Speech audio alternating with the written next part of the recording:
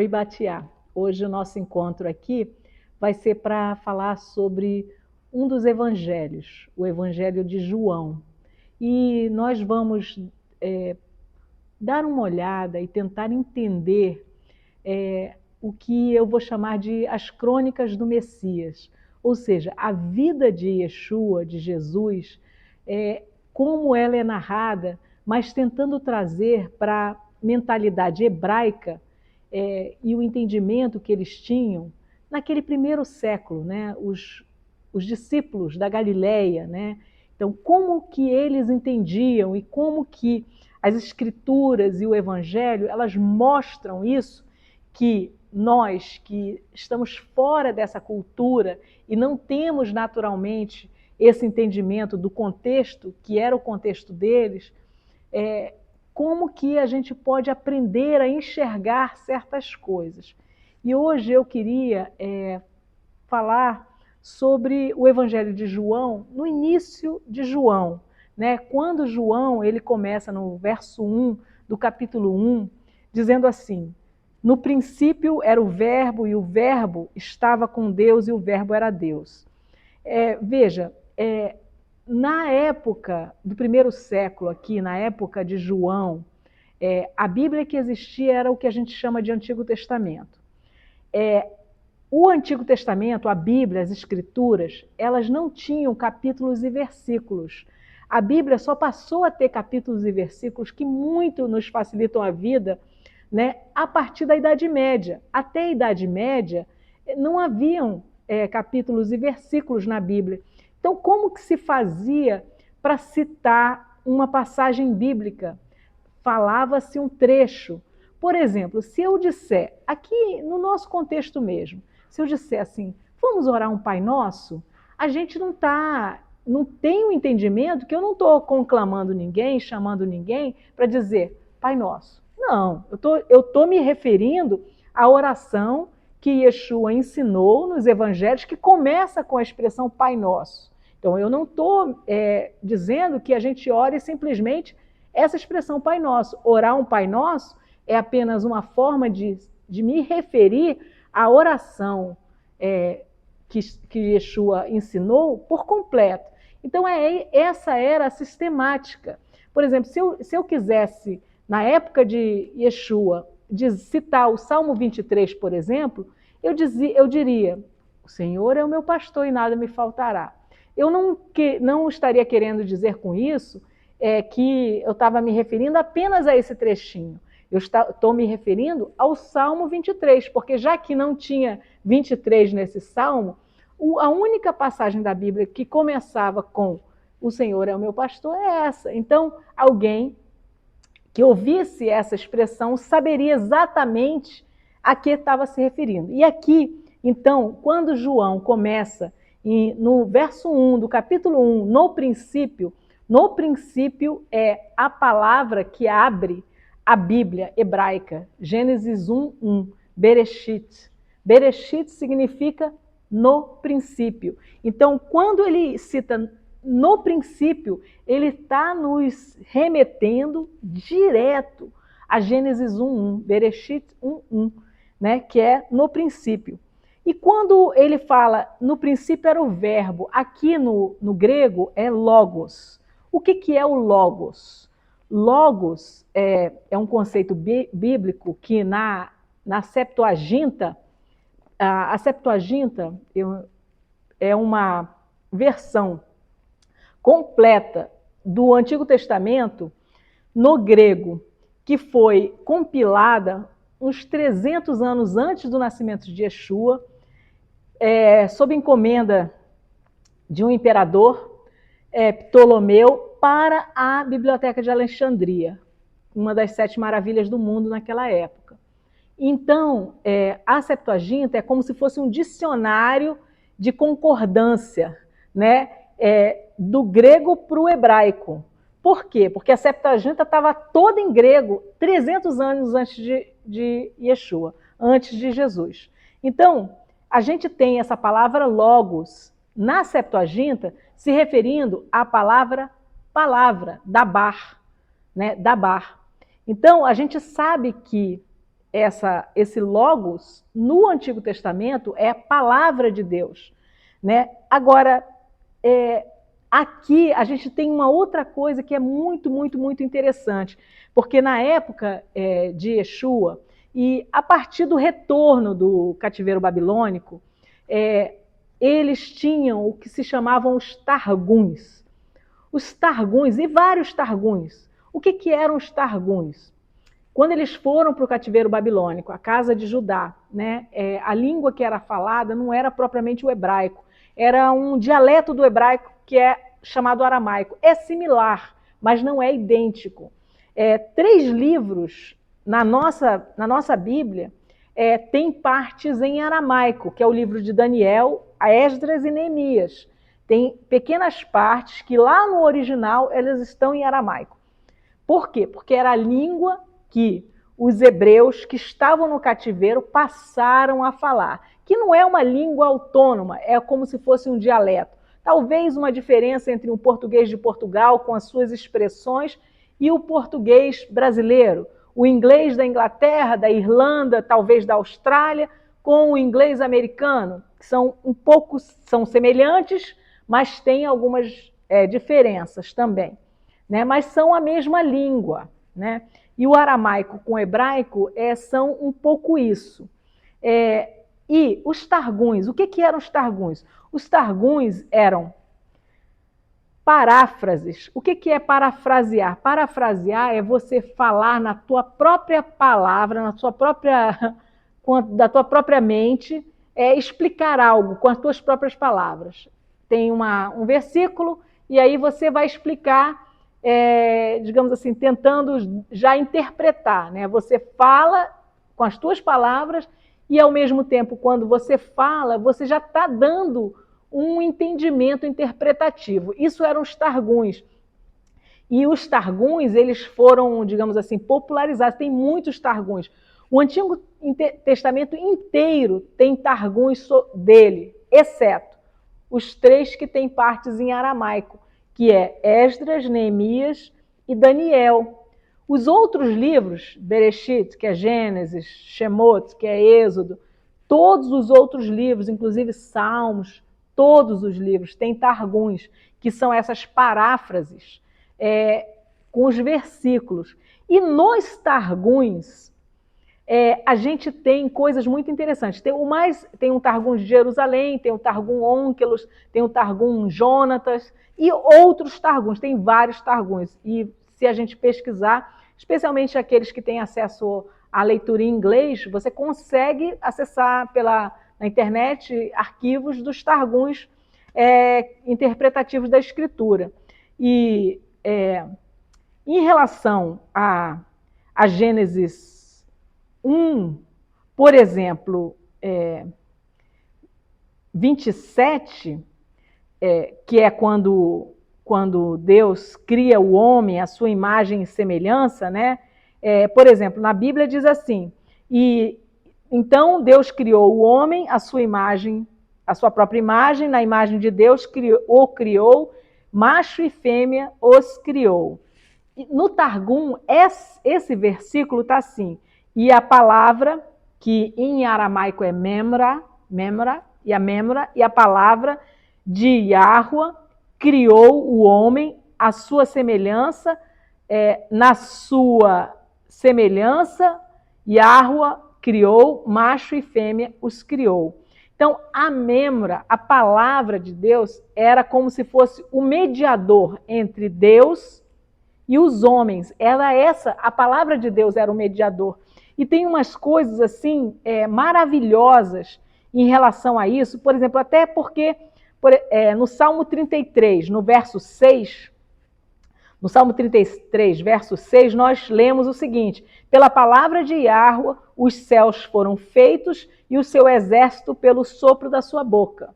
Então, pela palavra as coisas foram criadas, né? O que é a palavra? É memra, a palavra de Deus. É como se fosse assim, é a forma como o Criador se manifesta e age no nosso mundo, através da sua palavra, da sua memra. E, ao mesmo tempo, ele estava com Deus, ou seja, ele é Deus, mas ele estava com Deus. Ele é Deus, mas ele é diferente de Deus. Aqui, como João nos diz assim, olha, era a palavra e a palavra estava com Deus, ou seja, se ela estava com Deus, ela é algo separado também, né? E ela era Deus, né? Então, as duas coisas. Deus é Errad, ele é uma unidade composta, ele é um só, e ele é a palavra dele. É como se fosse, por exemplo, se eu quiser criar algo, antes de eu criar esse algo, por exemplo, antes de eu criar uma caneta, independente de plástico, de como que ela vai ser esquematizada, eu preciso imaginar, projetar.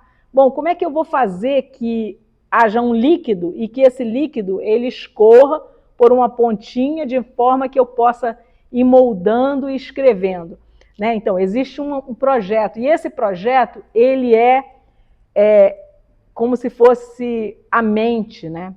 Então, a Memra, pelos hebreus do primeiro século, os conterrâneos de Yeshua e seus discípulos lá da Galileia, era essa mente de Deus, é como Deus atuava no mundo. Porque a gente pode pensar assim, mas quando João diz que no princípio era a palavra, era o verbo, era a Memra, que palavra? É a palavra escrita? É a palavra falada? Que palavra é essa?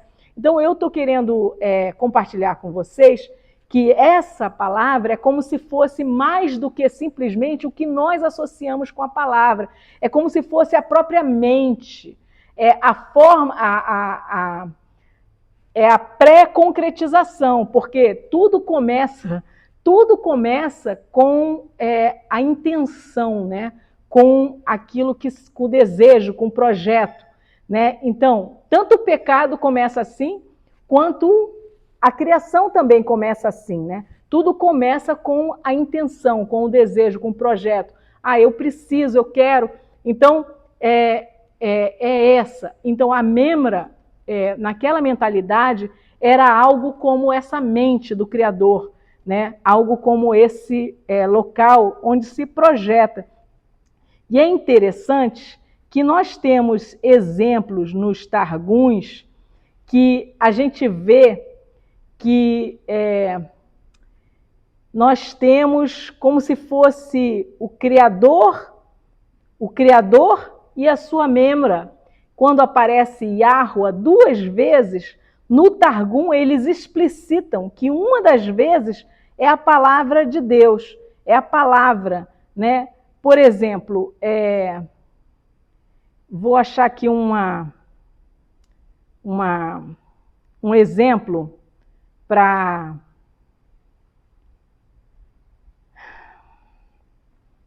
compartilhar com vocês. Por exemplo, Gênesis 19:4, a gente lê assim: em Yahua fez chover brimstone, fogo e enxofre, né? Fogo e enxofre sobre Sodoma e Gomorra, de Yahua dos céus, né? Deixa eu ver como é que está Gênesis 19:4, aqui nessa outra Bíblia aqui. Gênesis 19:4, a gente lê na minha Bíblia assim: mas antes que se deitassem os homens daquela cidade, cercaram a casa, os homens... Gênesis 19:4. Yahua fez chover. Às vezes não encontra o versículo. Deixa eu ver o 3. Não é isso.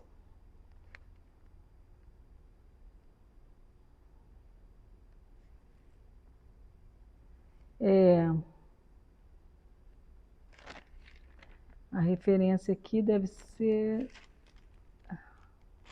Não, é mais para... Deve ser 29:4.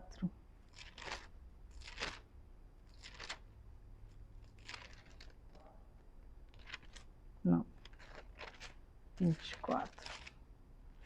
Bom, não concordou aqui no meu iPad, está escrito a referência Gênesis 19:4. mas às vezes na Bíblia que é judaica, a referência não é exatamente a mesma, os versículos se desencontram um pouquinho, mas não pode ser tanto, né? Deixa eu ver, então pode ser 14.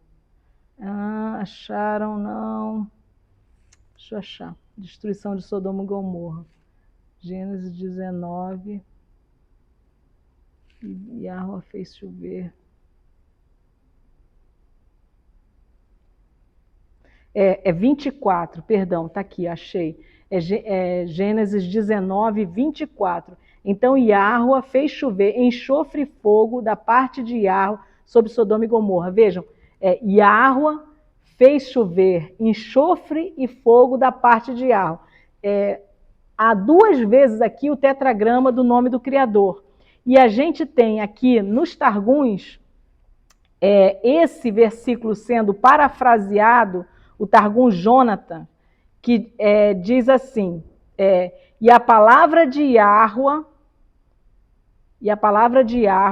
causou que caísse sobre as pessoas de Sodoma e Gomorra fogo e enxofre de Yahweh nos céus. Vejam, e a palavra de Yahweh, que é a ação dele no mundo, fez com que chovesse fogo e enxofre da parte de Yahweh no céu. Então tem um Yahweh, o Criador Todo-Poderoso, que é tudo, e a sua palavra é a parte desse Criador que interage com os homens aqui na Terra, que ele usa como um mediador, e é esse exatamente o que nós entendemos sobre o nosso Messias, a partir de toda a escritura, de toda a visão escritural bíblica.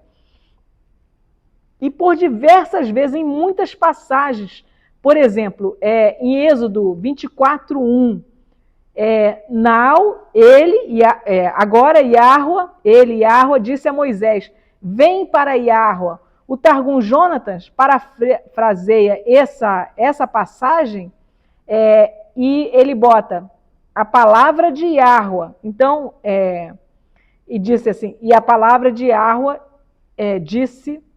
Então, quando há uma ação no nosso mundo, os Targums, eles sempre substituem um Yahweh, aquele que interage no mundo, como a Memra, o Logos, a palavra de Yahweh. E é por isso que a gente, em algumas passagens no Novo Testamento, a gente lê exatamente que dele, por ele, para ele são todas as coisas, tudo foi feito por intermédio dele, e sem ele nada do que foi feito se fez. Então essa Memra é exatamente o Criador, o Deus que estava com Deus desde o princípio e através dele foi criado tudo que é essa Logos, essa palavra, essa Memra no hebraico, né? É o mediador entre o Deus Todo-Poderoso, que de certa forma é incognoscível, né? Que nós não podemos alcançar com a nossa mente. Ele se ele se manifestasse, o Criador Todo-Poderoso aqui para nós, como se ele se tornasse humano, ele todo explodiria o vaso, né? Ele não cabe num ser humano, não cabe nem na nossa mente. Mas uma parte dele, que em outras passagens da Bíblia chama de o braço de Yahweh, a mão, o braço, aquele que move, e aqui a gente, em João, e o que eu queria mostrar para vocês é que essa questão do Logos, da Memra, da palavra, que João ele transmite desde o início no seu evangelho, era uma coisa corrente nos Targums. Então, que nos digamos assim, uma coisa novidade, mas para João não era novidade, porque os Targums eram conhecidos e estudados, né, pelos apóstolos e discípulos do nosso Salvador, Yeshua, no primeiro século, né? O Targum Onkelos, o Targum...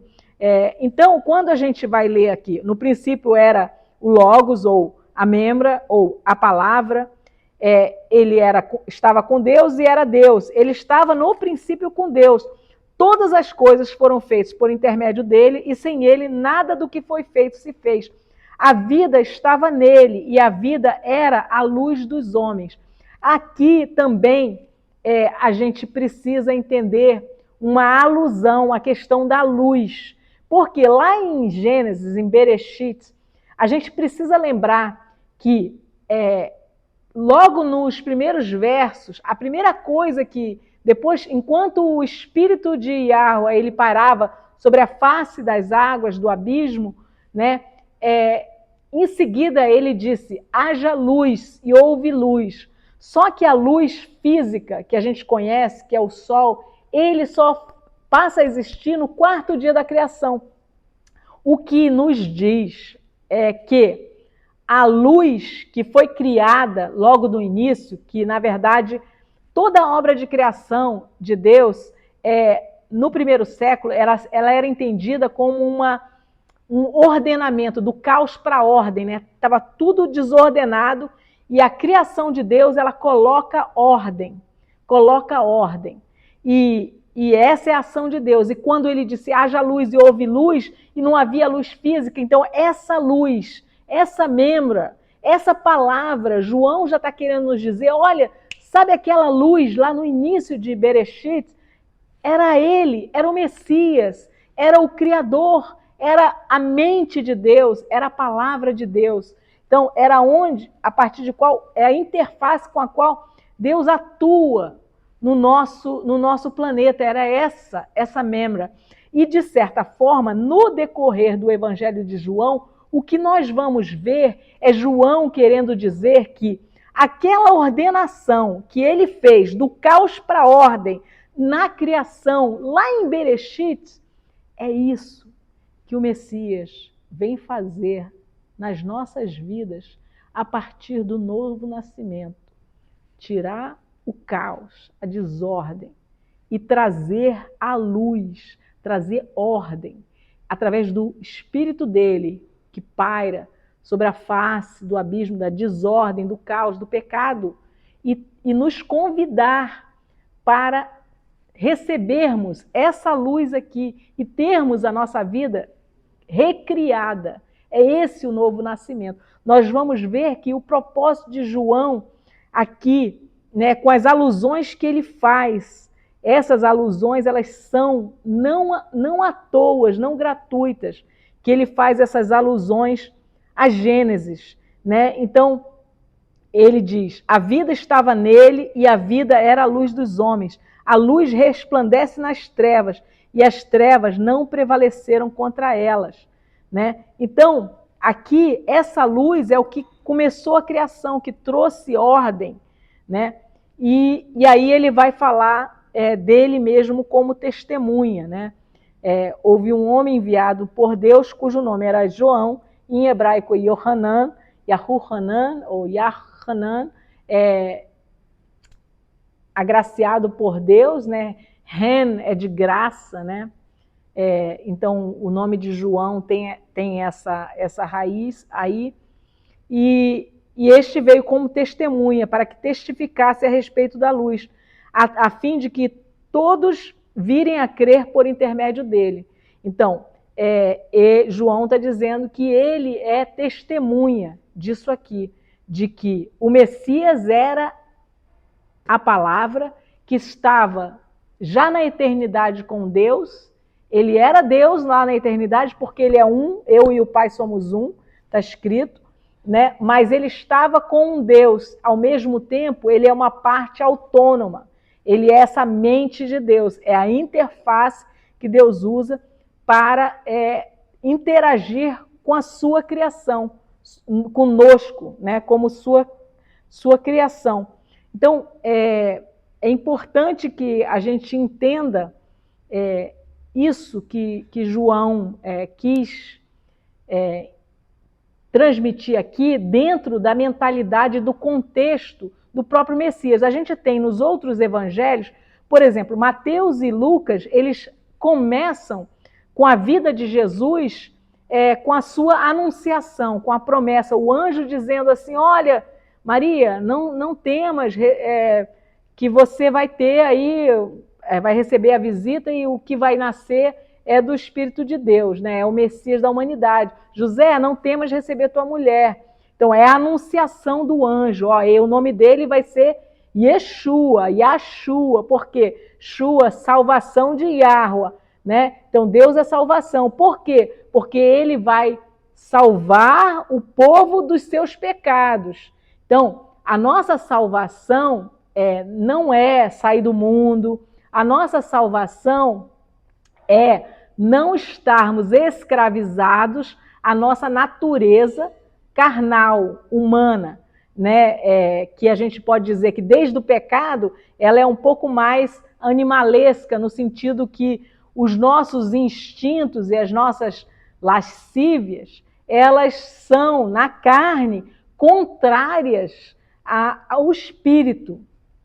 Então, no novo nascimento, o que Yeshua quer fazer conosco é que nós não estejamos escravizados, nós sejamos livres para escolher não ser escravos dos nossos desejos pecaminosos, não sermos escravos do que quer que seja, porque é nisso, por mais louco que pareça, que há liberdade. Porque em você fazer o que dá na telha, isso é escravidão. O que o teu corpo manda, o teu impulso manda, isso é escravidão que gera para a morte, que tolhe a vida abundante que Deus quer dar a cada um de nós, né? E quando você escolhe, não, eu quero viver a árvore da vida, a palavra, em obediência à palavra que gera vida. Quando você escolhe isso, então você não está escravizado por nenhum instinto animalesco, né, que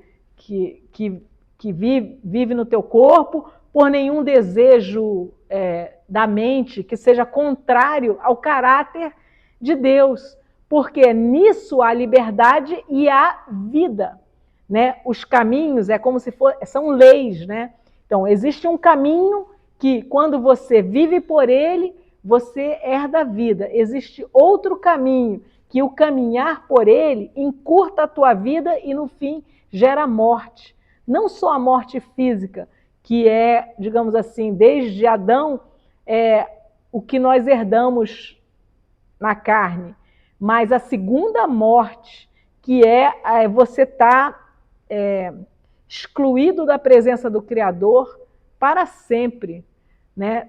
Alijado, não ter parte com o doador da vida, o Rei do Universo, aquele que é todo-poderoso. Então, nos evangelhos, a gente tem em Lucas e Mateus a vida de Yeshua a partir da anunciação. Em Marcos, nós temos a vida de Yeshua a partir do início do seu ministério, né?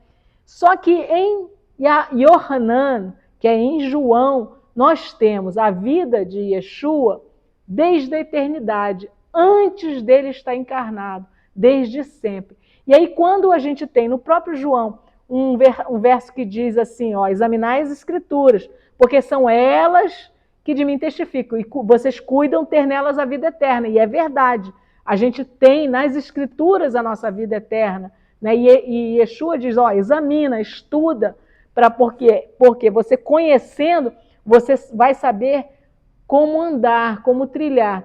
E aqui nas escrituras, não é sobre tradições religiosas, não é sobre rituais religiosos, não é sobre nada disso, é você viver a tua vida a cada momento, a cada minuto,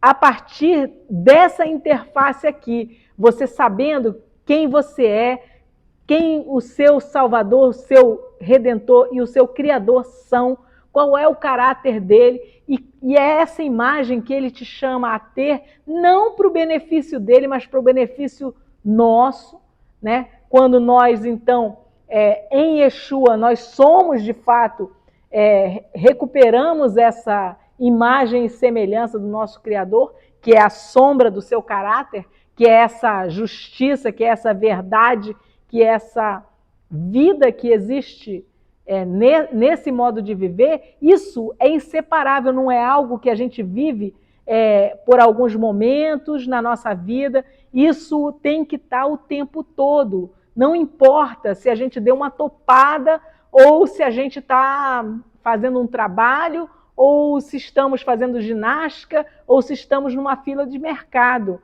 Não importa, ali o nosso relacionamento e quem nós somos é o tempo todo integral. Nas Escrituras, a nossa vida com Deus, ela não é reservada para momentos separados, isolados. Isso não é uma noção escritural, não é bíblico, né? E o que a gente vai ver é que aqui João também ele vai tentar nos transmitir que a gente precisa desse novo nascimento, que a gente precisa abrir mão dessa natureza caída, que as trevas cessem, que é um exercício, é um chamado, né, que é um convite que nós precisamos aceitar e nos esforçar para escolher, porque é uma caminhada, né? É um caminho, é um modo de vida, não é uma coisa separada, isolada. Então, nós vamos ver nisso. Então, hoje, eu queria tratar desse início do Evangelho de João para nós entendermos um pouco quem o Messias é. Quem o Messias é, o Salvador, aqueles que eles aguardavam como Messias e que ele mostrou que ele veio e cumpriu e, digamos assim, ele preencheu o significado daquilo que ele precisava completar para a primeira vinda, e ele ainda vai completar muita coisa até a segunda vinda, o seu reino milenar e o juízo final, porque na segunda vinda vai se estabelecer um reino milenar.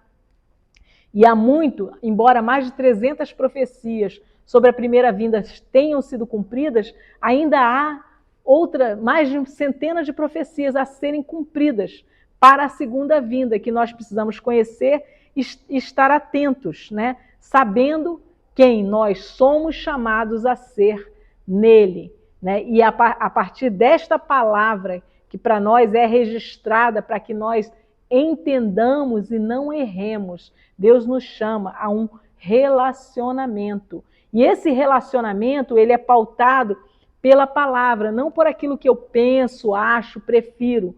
Ele é um relacionamento que é absolutamente pautado por quem Deus é, porque ele não pode negar o caráter dele.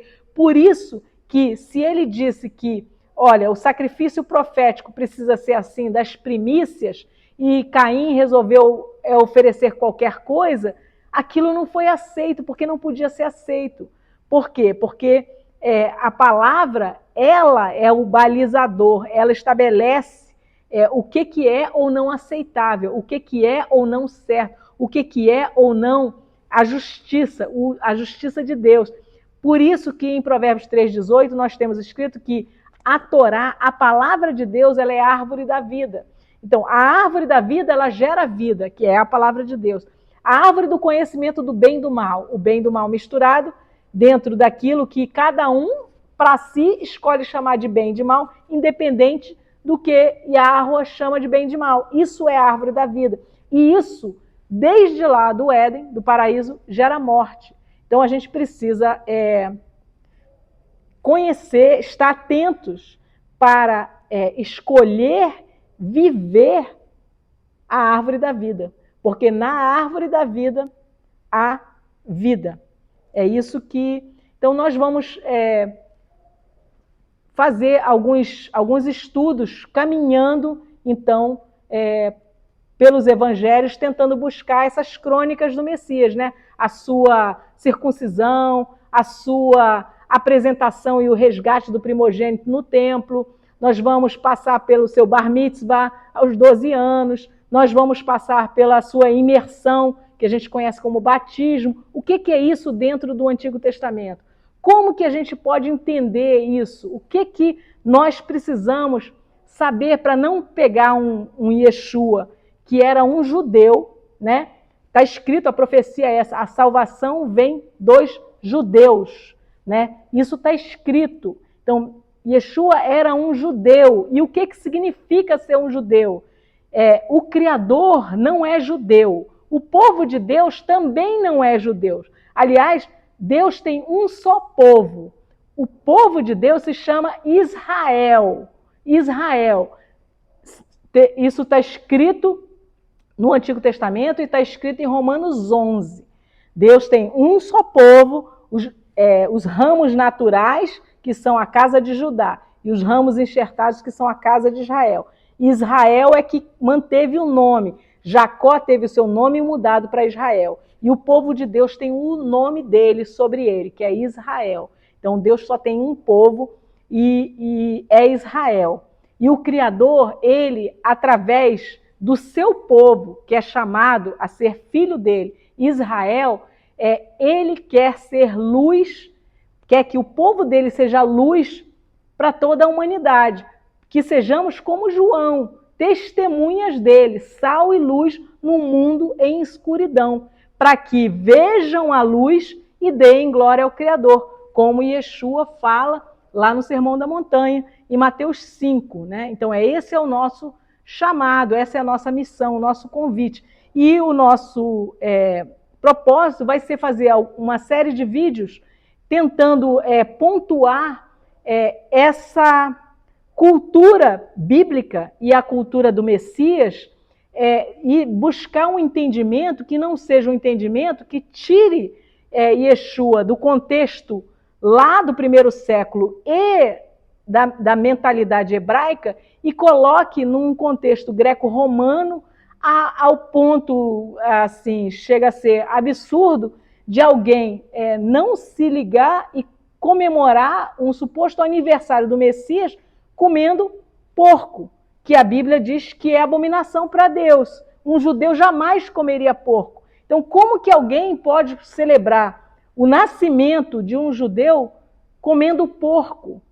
Na verdade, isso é assim, um distanciamento de uma realidade escritural que chega a ser assim, surreal. Então, nós precisamos estar atentos para nós não sermos enganados. E sendo enganados, destruídos. Porque é isso que a palavra diz. Meu povo é destruído porque falta conhecimento. Oséias 4:6. Não, 6:4. Perdão. Então, nós precisamos estar atentos. E aí eu finalizo com um convite. Estudem as suas Bíblias. É nela que nós temos a nossa vida. Shalom.